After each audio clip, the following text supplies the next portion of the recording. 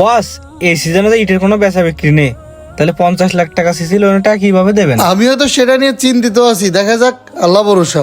কখনো তো ব্যাংকে ঋণ খেলাপি করার মতো রেকর্ড আমাদের নেই। যাই হোক, একটা ব্যবস্থা হয়ে যাবে, তুমি কাজে মন দাও। ভাই। হ্যাঁ ভাই বলেন। আমি ওই যে হসপিটালের জন্য 2 লাখ ইটের কথা বলিলাম, সেটা কি করলেন? না ভাই, আমাদের আপাতত দেওয়ার মতো তেমন কোনো ইট নাই, আপনি অন্য কোনো জায়গা থেকে নিয়ে নেন। আচ্ছা ঠিক আছে ভাই। বস, কি ব্যাপার, আমাদের স্টকে ইট থাকা সত্ত্বেও আপনি ইট দিলেন না কেন? ইট থাকা সত্ত্বেও ওই লোকটাকে ইট দিচ্ছে না, কারণ কি জানিস? কারণ হচ্ছে ওই লোকটা আমার কাছে 2 লক্ষ পিস আমা ইট চাইছে। কোন কাজের জন্য জানিস?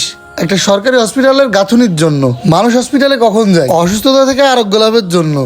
ধর একটা 10 তলা বিল্ডিং করলো, তার ভিতরে অসংখ্য রোগী রয়েছে, হঠাৎ করে বিল্ডিংটা যদি ভেঙে পড়ে কি অবস্থা হবে? ওই মানুষগুলো নিজের জীবন বাঁচাইতে গিয়ে জীবন হারাবে। সে যদি অন্য কোনো জায়গা থেকে নিয়ে দুর্নীতি করতে পারে, করুক, অন্তত পক্ষে এই পাপের জন্য আমি যেন ভাগিদার না থাকি। শুধুমাত্র এই কারণেই আমি তাকে ইট দিচ্ছি না। বস, আপনি ঠিক কথাই বলেছেন, এসব স্বার্থপর লোকের কারণে সরকারি স্থাপনা বিপদ ঘটে।